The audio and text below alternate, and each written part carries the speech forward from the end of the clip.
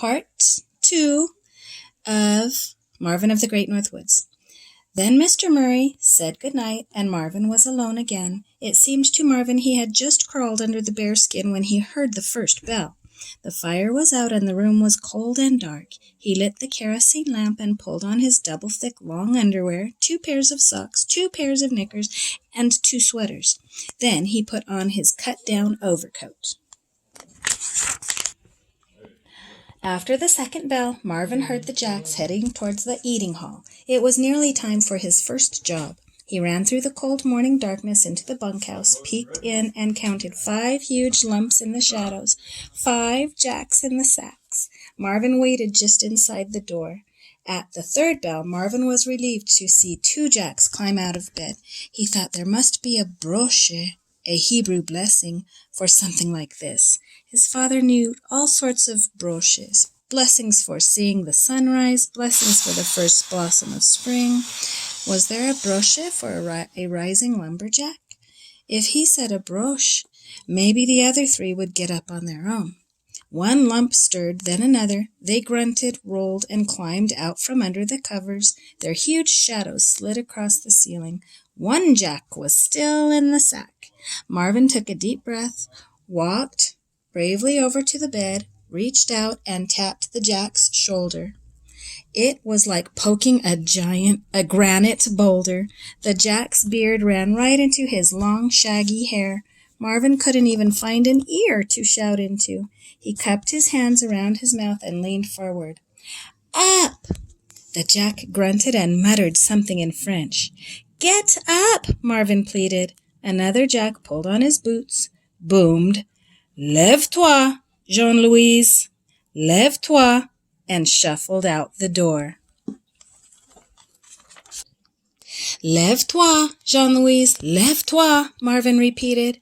Jean-Louis opened one eye. It squinted. It glittered like a blue star beneath his thick black eyebrow. He squinted as if trying to make out the shape in front of him, and blinked and sat up. Bonjour, Marven whispered. Qui es-tu? Quel est ton nom? I don't speak French. Just bonjour, derrière, and lève-toi. That's all? No more?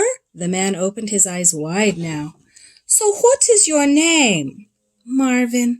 Ah, Marven, Jean-Louis repeated, as if tasting the sound of his name. Will you get up? Marven asked anxiously. Jean-Louis growled and fixed him in the hard blue squint of one eye. Please? Marven stood straight and tried not to tremble. Jean-Louis grunted and swung his feet from beneath the covers. They were as big as skillets, and one of his huge toenails was bruised black and blue. Marven tried not to stare. Marven and Jean-Louis were the last to arrive at the breakfast table. The only sounds were those of chewing and the clink of forks and knives against the plates. At each place there were 3 stacks of flapjacks, and 1 big steak, 8 strips of bacon, and a bowl of oatmeal. In the middle of the table were bowls of potatoes and beans with molasses, platters of pies and cakes, and blue jugs filled with tea, coffee, and milk. Marven stared at the food in dismay. It's not kosher, he thought. In Marven's house it was against ancient Jewish law to eat dairy products and meat together, and never, ever did a Jew eat bacon. Marven came to a quick decision. One day he would eat the flapjacks and oatmeal with milk, and the next day he would eat the steak and the oatmeal without milk, and never the bacon.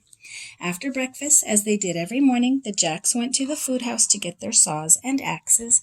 Then, wearing snowshoes and pulling huge sleds piled with equipment, they made their way into the great woods, where they would work all day. Marven went directly to his office after breakfast. Mr. Murray was already there, setting out Marven's work. A fresh pot of ink was thawing in a bowl of hot water in the wood stove. There were 2 boxes on the desk filled with scraps of paper. Cord cheats, Mr. Murray said. The Jacks are paid according to the number of cords they cut in a pay period. 2 weeks. You figure it out. I'm no good as a bookkeeper and have enough other things to do around here. Each cheat should have the Jack's name, or if he can't write, his symbol. His symbol? Marvin asked weakly.